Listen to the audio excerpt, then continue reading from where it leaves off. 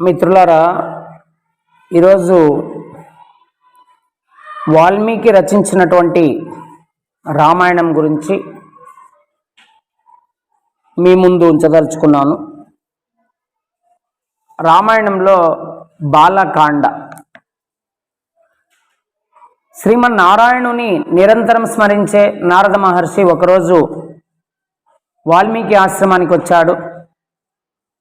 నారదుడు గొప్ప తపస్వి, వాక్చాతుర్యం కలిగినటువంటి శ్రేష్టమైనటువంటి వాడు. వాల్మీకి జిజ్ఞాసతో నారదుల వారిని అడిగాడు. ఏమనంటే, ఓ మహర్షి, అన్నీ మంచి గుణాలు కలిగిన వాడు, ఎలాంటి ఆపదలు చుట్టుముట్టిన తొణకని బెణకని వాడు, ధర్మం తెలిసినవాడు, ఆశ్రయించిన వారిని ఆదుకునేవాడు, మాట తప్పనివాడు, సకల ప్రాణులకు మేలు చేసే స్వభావము కలిగినవాడు, వీరుడు ధీరుడు, అసూయ లేనటువంటి వాడు, అందమైనటువంటి వాడు, ఇలాంటి శుభలక్షణాలు కలిగినటువంటి వ్యక్తి ఎవరైనా ఈ లోకంలో ఉన్నారా అని ప్రశ్నించగా నారదుడు చిరునవ్వుతో ఇలా సమాధానమిస్తాడు. మహాముని, ఇన్ని లక్షణాలు ఒకే వ్యక్తిలో కుదురుకోవడం సాధారణంగా జరగదు. కానీ నీవు తెలిపిన విశిష్ట గుణాలన్నీ మూర్తిభవించిన వాడు శ్రీరామచంద్రుడు మాత్రమే మరి ఉన్నాడు. ఆ శ్రీరామచంద్రుడే ఇన్ని గుణగణాల కలబోత అని తెలియజెప్పాడు. రామాయణ కథను సంక్షిప్తంగా వాల్మీకి నారద మహర్షి వినిపించాడు. అక్కడి నుంచి బ్రహ్మలోకానికి వెళ్ళిపోయాడు. రామకథ వాల్మీకి మనసులో నాటుకుపోయింది. నారదుని మాటలు ఇంకా చెవిలో ఇల్లు కట్టుకొని పోరుతూ ఉన్నాయి. గంగా నది సమీపాన ఉన్నటువంటి తమసా నదికి స్నానానికి బయలుదేరి వెళ్ళాడు. భరద్వాజాది శిష్యులు వెంట నడుస్తున్నారు. తమసా నది మంచివాని మనసులాగా స్వచ్ఛంగా ప్రవహిస్తూ ఉంది. స్నానానికి నదిలో దిగిన వాల్మీకి చుట్టూ ఉన్న ప్రకృతి అందాలకు పరవశిస్తూ ఉన్నాడు. వాల్మీకి మహర్షి దగ్గరలో ఒక కొమ్మ పైన క్రౌంచ పక్షుల జంటను చూశాడు. వాటి అనురాగం ముచ్చటగొలుపుతా ఉంది. వాటి మధుర ధ్వనులు చెవులకు ఇంపును కలిగిస్తూ ఉన్నాయి. ఇంతలో ఒక వేటగాడు క్రూరమైనటువంటి బాణంతో మగపక్షిని కొట్టి నేల కూల్చాడు. అది నెత్తూరోడుతూ విలవిలలాడుతూ గిజగిజలాడుతూ ఆ పక్షి ప్రాణం విడిచింది.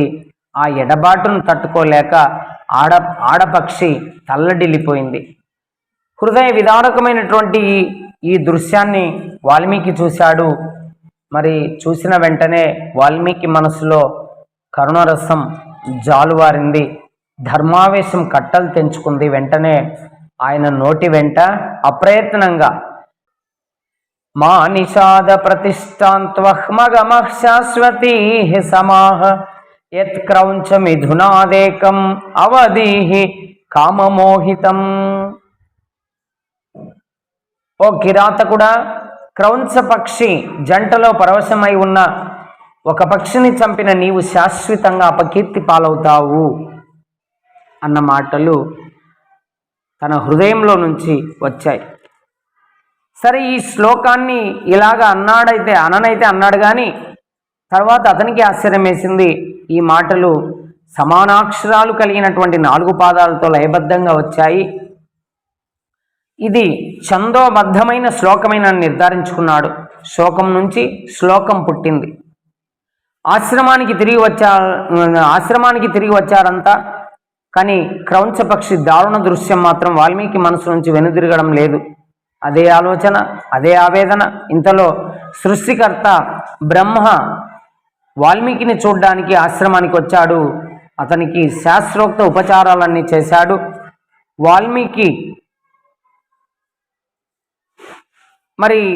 బ్రహ్మ వాల్మీకిని కూర్చోమన్నాడు.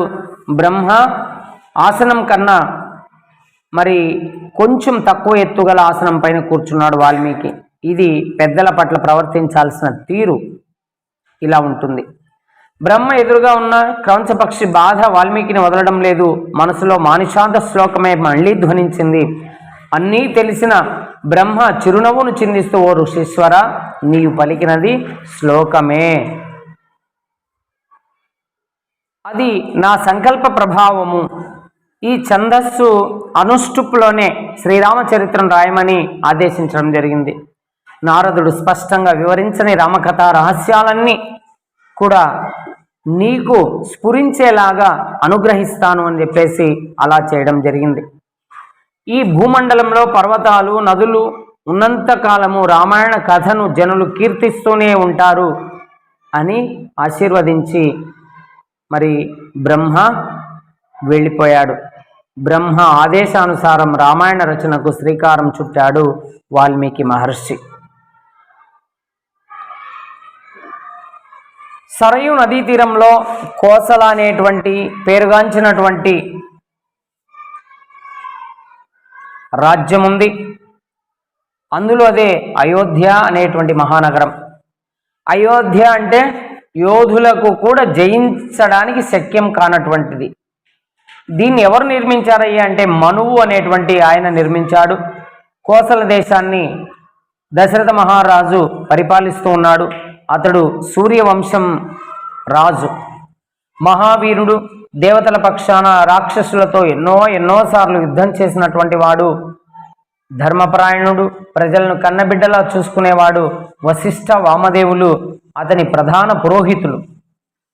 సుమంత్రుడు మొదలైనటువంటి వాళ్ళు 8 మంది మంత్రులు అతనితో పనిచేస్తూ ఉన్నారు. ఇతని పరిపాలనలో కోసల దేశం భోగ భాగ్యాలతో విలసిల్లింది. ప్రజలు ధర్మవర్తనులై సుఖ సంతోషాలతో ఉన్నారు. యథారాజా తథా ప్రజ, రాజు ఎలా ఉంటే ప్రజలు అలాగే ఉంటారు. ఎన్ని ఉన్నా సంతానం లేదనేటువంటి చింత దశరథ మహారాజుని కుంగదీస్తూ ఉంది. సంతానం కోసం అశ్వమేధ యాగం చేయాలనే ఆలోచన కలిగింది. వెంటనే పురోహితులు గురువులతో సమావేశం ఏర్పాటు చేసి తన మనసులోని మాట చెప్పాడు దశరథ మహారాజు. వారంతా తథాస్తు అని చెప్పారు. సరయూ నదికి ఉత్తర తీరంలో యజ్ఞవేదిక సిద్ధమైంది. మంత్రి, సారథి అయిన సుమంత్రుడు ఈ యాగానికి ఋష్యశృంగ మహర్షిని ఆహ్వానిస్తే బాగుంటుంది, ఫలవంతమవుతుంది ఈ యజ్ఞం అని చెప్పేసి సూచించాడు. ఋష్యశృంగుడు విభాండక మహర్షి కుమారుడు, నిష్ఠాగరిష్ఠుడు ఇతడు. అతను ఎక్కడ ఉంటే అక్కడ వానలు బాగా కురుస్తాయి. దశరథుని ఆజ్ఞ మేరకు ఋష్యశృంగుడిని సగౌరవంగా తోడుకొని వచ్చారు. 3 రోజుల పాటు అశ్వమేధయాగం శాస్త్రోక్తంగా నిర్వహించడం జరిగింది. తర్వాత దశరథుడు ఋష్యశృంగునితో పుత్రప్రాప్తి కోసం చేయవలసిన క్రతువును గురించి అడిగాడు. ఆ భారాన్ని ఋష్యశృంగుని పైనే ఉంచాడు. దశరథుని అభ్యర్థనను మన్నించిన ఋష్యశృంగుడు పుత్ర కామేష్టి అనేటువంటి యాగాన్ని చేస్తే ఫలితం ఉంటుంది అని చెప్పగానే ఆ యాగాన్ని ప్రారంభించాడు దశరథ మహారాజు. హవిస్సులు అందుకోవడానికి బ్రహ్మాది దేవతలు, గంధర్వులు, సిద్ధులు, మహర్షులు యజ్ఞశాలలో ప్రత్యక్షమయ్యారు. అదే సమయంలో దేవతలందరూ బ్రహ్మను చేరి తమ బాధలను వెళ్ళబోసుకున్నారు. రావణాసురుడు బ్రహ్మ వరప్రభావం చేత విర్రవీగుతూ తమను చిత్రహింసలకు గురి చేస్తున్నాడు అని చెప్పగా ముల్లోకాలను బాధించడమే కాక ఇంద్రుణ్ణి సైతం రాజ్యభ్రష్టుణ్ణి చేయడానికి పూనుకొన్నాడని చెప్పి తెలియజేశారు. అతని దుండగాలకు అంతే లేదన్నారు. ఋషుల, యక్ష, గంధర్వుల మాట అటుంచి అతని భయంతో సూర్యుడు, సముద్రుడు, వాయువు కూడా తమ సహజ స్థితిని ప్రకటించలేకపోతున్నారని వాపోయారు. అతని పీడ విరగడయ్యే ఆలోచనను బ్రహ్మనే చెప్పమని వేడుకున్నారు. బ్రహ్మ దేవతలతో, రావణుడు గంధర్వ, యక్ష, దేవ, దానవులచే మరణం లేకుండా నన్ను వరం కోరాడు. మానవుల పట్ల అతనికి చులకన భావం, అందుకే వారి గురించి ప్రస్తావించలేదు. కనుక మానవుని చేతిలోనే రావణుని మరణం ఉంది అని చెప్పాడు. ఇంతలో శ్రీ మహావిష్ణువు శంఖ చక్ర గదాధారై వచ్చాడు. వచ్చి దేవతలు ఆ దేవదేవుణ్ణి అనేక విధాలుగా స్తుతించారు. వర గర్వం చేత కన్ను మిన్నుగానక ప్రవర్తిస్తున్న రావణుణ్ణి సంహరించడానికి మనిషిగా అవతరిస్తాను అని దేవతలకు అభయమిచ్చాడు. దశరథ మహారాజు గారి 3 భార్యలకు 4 రూపాల్లో పుత్రుడవు కావాలి అని చెప్పి దేవతలంతా ప్రాధేయపడగా అభయమిచ్చి ఆశ్రిత వత్సలుడు అందరి పూజలు అందుకొని అంతర్ధానమైపోయాడు. దశరథుడు పుత్రకామేష్టి చేసినప్పుడు యజ్ఞకుండం నుంచి గొప్ప తేజస్సుతో కూడిన ఒక దివ్య పురుషుడు ఆవిర్భవించాడు. అతడు బ్రహ్మ పంపగా వచ్చినవాడు. చేతిలో బంగారు పాత్ర ఉంది, వెండి మూతతో. అందులో ఏముంది అంటే దివ్యమైన పాయసం ఉంది. దాన్ని దశరథునకు అందించాడు. ఈ పాయసం సంపదలనిస్తుంది, ఆరోగ్యాన్ని ఇస్తుంది, అన్నిటినీ మించి సంతానాన్ని కూడా ఇస్తుంది అని చెప్పడం జరిగింది. పేదవానికి పెద్ద నిధి దొరికినట్లయింది దశరథునికి. అతని మనస్సు ఆనంద తాండవం చేసింది. దివ్య పాయసాన్ని తన భార్యలైన కౌసల్య, సుమిత్ర, కైకేయులకు పంచాడు. సంవత్సర కాలం గడిచింది. ఇలాగా చైత్ర శుద్ధ నవమి నాడు కౌశల్యకు శ్రీరామచంద్రుడు జన్మించాడు. దశమి నాడు కైకేయికి భరతుడు జన్మించాడు. సుమిత్రకు లక్ష్మణ శత్రుఘ్నులు జన్మించారు. ఈ వార్త విన్న అయోధ్య ఆనంద సముద్రమైంది. రామ లక్ష్మణ భరత శత్రుఘ్నులు శుక్లపక్షం చంద్రునిలాగా పెరుగుతూ ఉన్నారు. వేద శాస్త్రాలను అభ్యసిస్తూ ఉన్నారు. ధనుర్విద్యలో నైపుణ్యం సంపాదించారు. విజ్ఞాన కనులయ్యారు. సద్గుణాలకు ఆటపట్టయ్యారు. ఉత్తమ విద్యార్థులకు ఉండవలసిన లక్షణాలు ఇవే. రాముడు ఎప్పుడు తల్లిదండ్రుల సేవలో నిమగ్నమయ్యేవాడు. చిన్ననాటి నుంచి అన్న సేవే మిన్నగా భావించేవాడు లక్ష్మణుడు.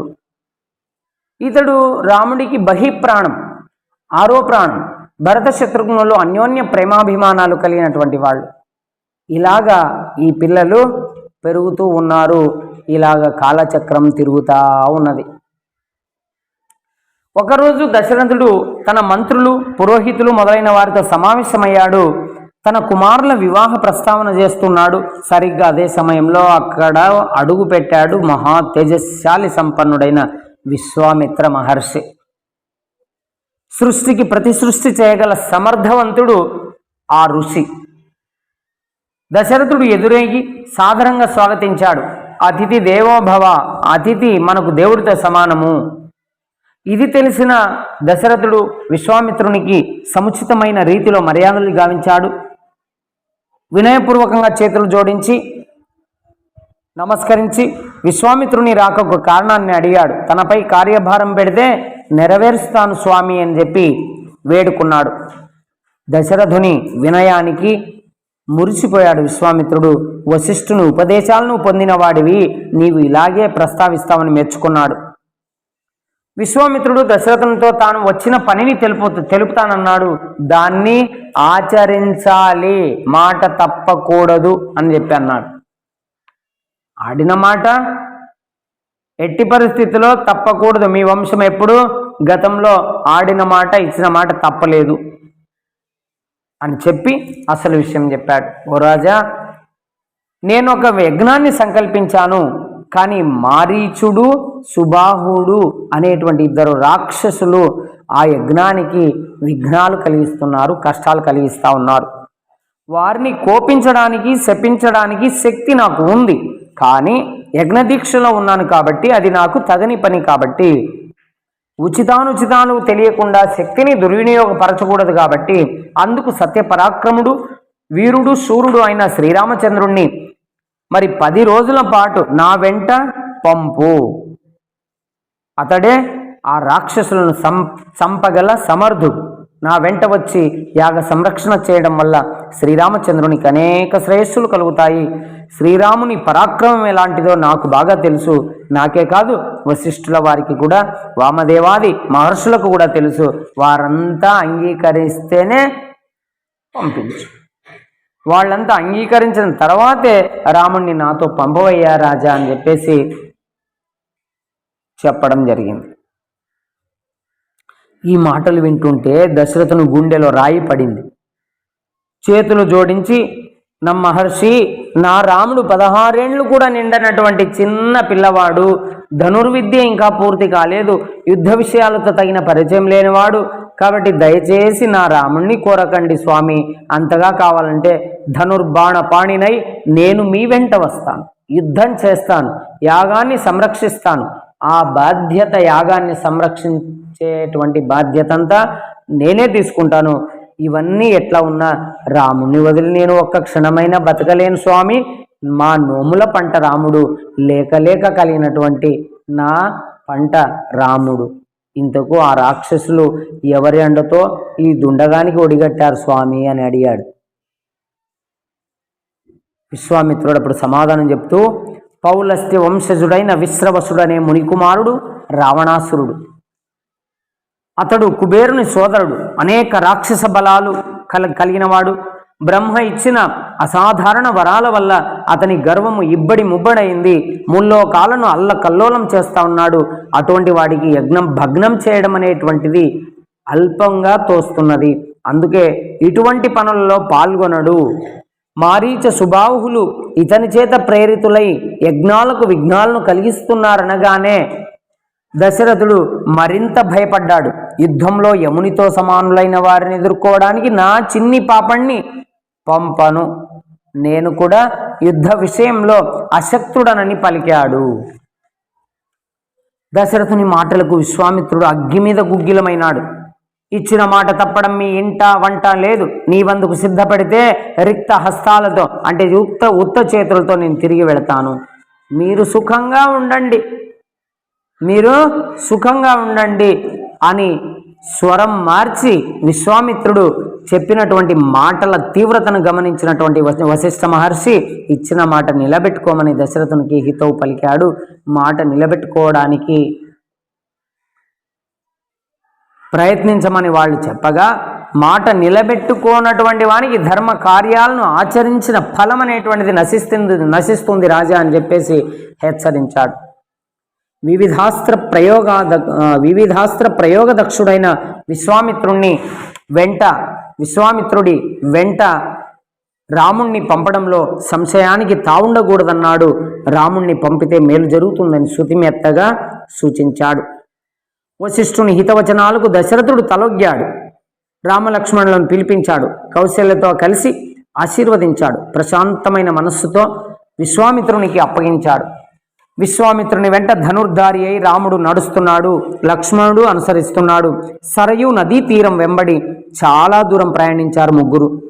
తర్వాత రామలక్ష్మణులకు బల అతిబల విద్యలను ఉపదేశించాడు. విశ్వామిత్ర మహర్షి వీటి ప్రభావం వల్ల అలసట, ఆకలిదప్పులు ఉండవు, రూపకాంతులు తగ్గవు. నిద్రలో ఉన్న ఏమరుపాటుతో ఉన్న రాక్షసులు ఏమీ చేయలేరు. ముల్లోకాల్లో ఎదురొడ్డి నిలిచేవారు ఉండరు. రాముడు గురు సేవలో నిమగ్నుడయ్యాడు. విశ్వామిత్రుని పాదాలు ఒత్తాడు, సేవలు చేశాడు. గురుసేవ విశేష ఫలితాన్ని ఇస్తుంది. అందుకని గురుసేవ అనేటువంటిది తప్పకుండా ప్రతి వ్యక్తి గురుసేవలో మునగాలి, గురువుకు సేవ చేయాలి. గురువే మనిషికి రహదారిని ఏర్పాటు చేసి పంపించేవాడే గురువు. మరి నీలో ఉన్నటువంటి అజ్ఞాన అంధకారాన్ని తొలగించి విజ్ఞానం అనేటువంటి కాంతిని, వెలుగును ఇచ్చేటువంటి వాడే గురువు. సరయు నదీ తీరంలోనే వాళ్ళు ఆ రాత్రి నిద్రపోయారు. తెల్లవారుతోంది. విశ్వామిత్రుడు రామలక్ష్మణులకు మేల్కొల్పు పలికాడు. కౌసల్య సుప్రజా రామ పూర్వ సంధ్యా ప్రవర్తతే ఉత్తిష్ట నరచార్దూల కర్తవ్యం దైవమాహ్నికం. కౌశల్యాదేవి సత్సంతానమైన ఓ రామ, తూర్పున ఉష కాంతులు ప్రసరిస్తున్నాయి. నిద్రలేచి నిత్య కర్మలను ఆచరించమన్నాడు. గురువాక్యం శిరసా వహించాడు రాముడు లక్ష్మణునితో కలిసి. మళ్లీ ప్రయాణం కొనసాగింది. సరయు గంగా నదుల సంగమ ప్రదేశాన్ని చేరుకున్నారు. అక్కడి విశేషాలను గురుముఖత తెలుసుకున్నారు. జ్ఞానాన్ని పొందడంలో నిరంతరం అప్రమత్తులై ఉండడం ఉత్తమ విద్యార్థుల లక్షణం. ప్రయాణం ఇలాగా సాగుతూ ఉన్నది. మలద, కరుష అనే జనపదాలకు చేరుకున్నారు. ఇంద్రుని అనుగ్రహం విశేషం చేత ఈ ప్రాంతాలు ధన ధాన్యాల సమృద్ధితో ఉండేవి. కానీ తాటక అనే యక్షిణి ఈ ప్రాంతాలకు వచ్చి విధ్వంసాన్ని సృష్టించింది. పుట్టుకతోనే ఆమె 1000 ఏనుగుల బలం కలిగిన ఈమెను ఎవరూ ఎదిరించలేకపోతున్నారు. అగ్నికి ఆజ్యం తోడైనట్లు ఈమెతో పాటు ఈమె కుమారుడు మారీచుడు విరుచుకుపడుతూ ఈ జనపదాలను అతలాకుతలం చేస్తూ ఉన్నారు. దుష్టులైన తాటకను వధించమని రాముడితో అన్నాడు విశ్వామిత్రుడు. ఒక్క క్షణం రాముడు మౌనముద్ర దాల్చాడు. రాముడి భావం గ్రహించాడు విశ్వామిత్రుడు. స్త్రీని ఎలా చంపాలనే సంశయం వద్దు, అధర్మపరాయణ అయిన తాటకను చంపితే దోషం రాదు అని కర్తవ్య ఉపదేశం చేశాడు. వెంటనే రాముడు దృఢ నిశ్చయుడై అంజలి ఘటించాడు. మీరు చెప్పినట్లుగా నడుచుకొమ్మని మా నాన్నగారు నన్ను ఆదేశించారు. వారి ఆజ్ఞ నాకు శిరోధార్యమని పితృవాక్య పరిపాలనాసక్తిని చాటాడు. అలాగే గురువు ఆజ్ఞను పాలించడం శిష్యునిగా తన కర్తవ్యమని భావించి తాటక వధకు ఉద్యుక్తుడైనాడు. వికృతాకారంతో విరుచుకుపడుతున్న తాటక చేతులను తన నిశ్చిత బాణాలతో ఖండించాడు రాముడు. అయిన ఆవేశంతో మీదికి వస్తున్న తాటక ముక్కు చెవులను కోసివేశాడు లక్ష్మణుడు. తాటక ఆవేశం రెండింతలైంది.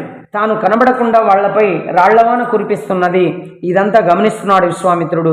సంధ్యాకాలం సమీపిస్తున్నది. ఈలోపే తాటకను పరలోకానికి పంపమని పురమాయించాడు. అసుర సంధ్యాకాలంలో రాక్షసులు మహాబలాన్ని పొందుతారు, ఎదుర్కోవడం కష్టం. ఇక ఏమాత్రం ఆలస్యం చేయకుండా రాముడు శబ్దభేది విద్యను ప్రదర్శిస్తూ బాణప్రయోగం చేశాడు.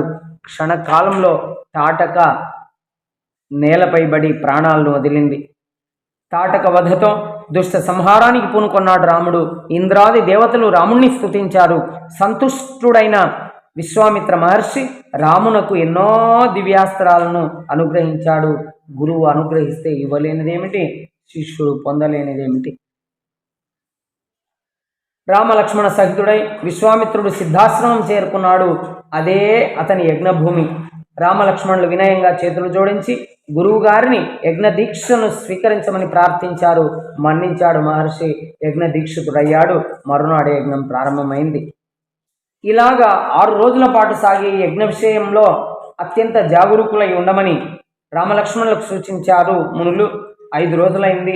కంటి మీద కునుకు లేకుండా యజ్ఞాన్ని కాపాడుతూ ఉన్నారు రామలక్ష్మణులు. కర్తవ్యాన్ని నెరవేర్చడంలో ఇంత నిష్ఠ ఉండాలి. చివరి రోజు ఉన్నట్టుండి ఒక్కసారిగా యజ్ఞగుండం నుండి జ్వాలలు ఎగసిపడ్డాయి. ఇది రాక్షసుల రాకకు సూచన. మారీచ, సుబాహులు అనుచరులతో వచ్చారు. యజ్ఞవేదిక పరిసరాలు రక్తం వర్షంతో తడిసి ముద్దయ్యాయి. రాముడు సీతేషువు అన్న మానవాస్త్రాన్ని మారీచుని పైకి ప్రయోగించాడు. దాని దెబ్బకు మారీచుడు 100 యోజనాల దూరం ఎగిరి సముద్రంలో పడిపోయాడు. స్పృహ కోల్పోయి గిరగిరా తిరుగుతూ కొట్టుకుపోతున్నాడు. మరు నిమిషంలో ఆగ్నేయాస్త్రంతో సుబాహుని వక్షస్థలాన్ని వ్రక్కలు చేశాడు.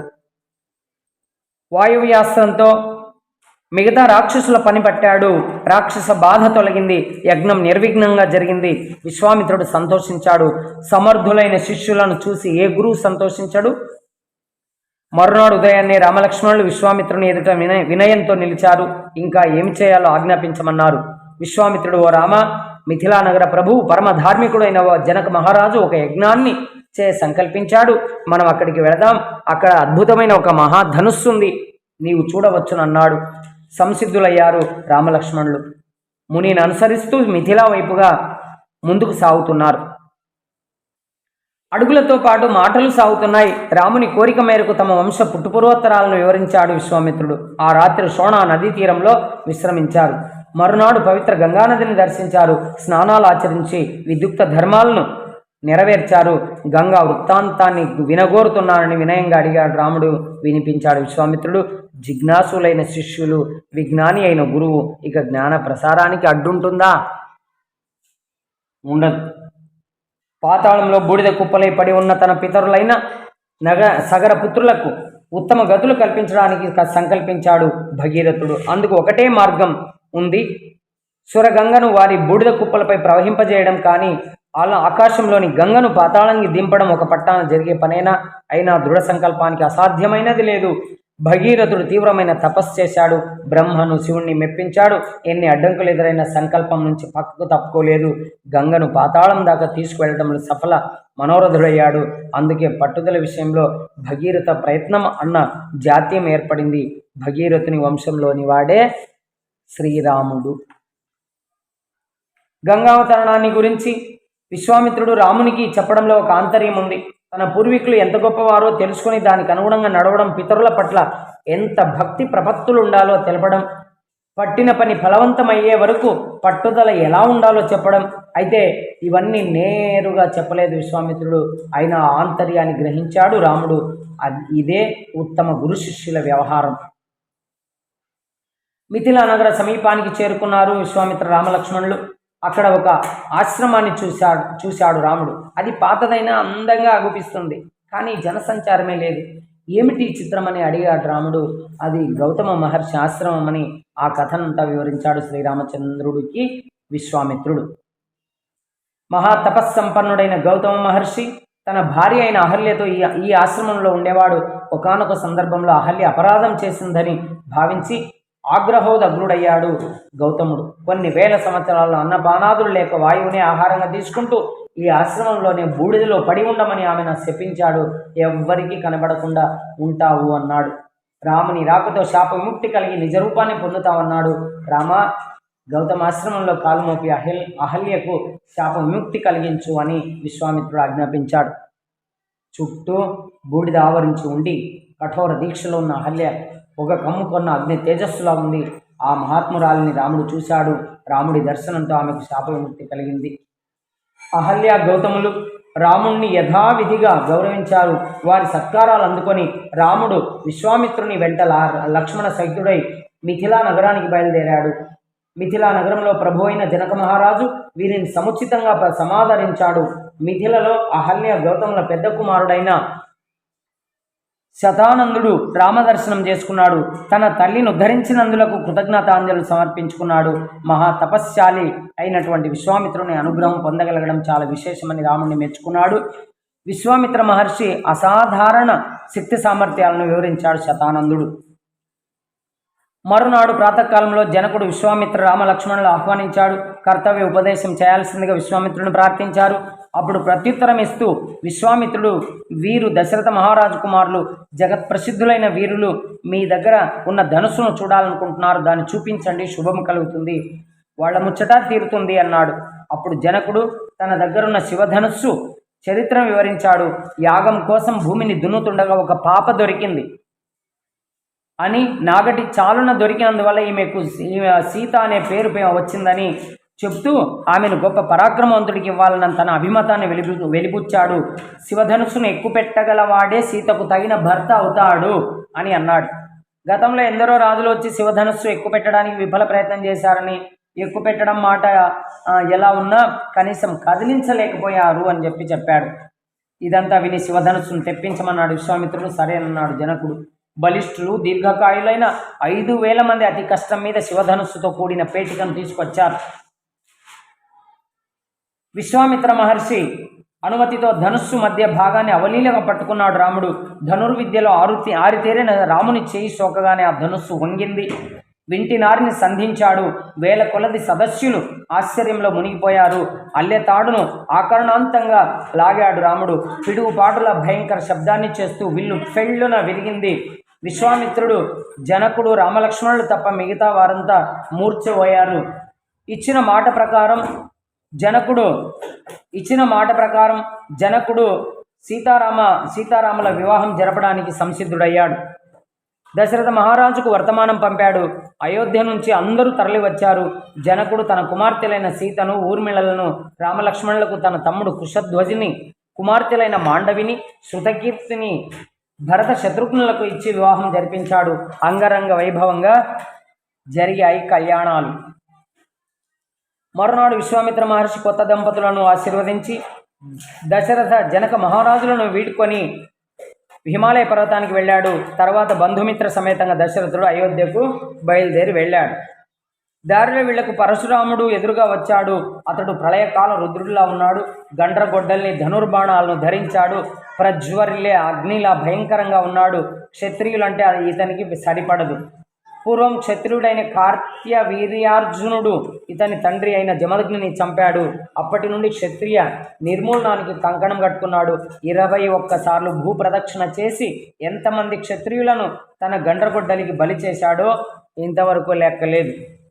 పరశురాముడు శ్రీరామునితో తన దగ్గరున్న వైష్ణవ ధనుస్సును ఎక్కుపెట్టమని సవాల్ విసిరాడు. సరేనని రాఘవుడు అవలీలగా ఎక్కుపెట్టాడు. ఓటమిని అంగీకరించిన పరశురాముడు తక్షణమే మహేంద్రగిరి పర్వతానికి వెళ్ళిపోయాడు. దశరథుడు సపరివారంగా అయోధ్యకు చేరుకున్నాడు. మరి భరతుడు శత్రుఘ్నునితో మేనమామ వెంట తాతగారింటికి వెళ్ళాడు. రామలక్ష్మణులు తల్లిదండ్రుల సేవలో, గురువుల సేవలో తరిస్తూ అయోధ్యలోనే ఉండిపోయారు. ఇది రామాయణంలోని బాలకాండకు సంబంధించినటువంటి కథ. ధన్యవాదాలు.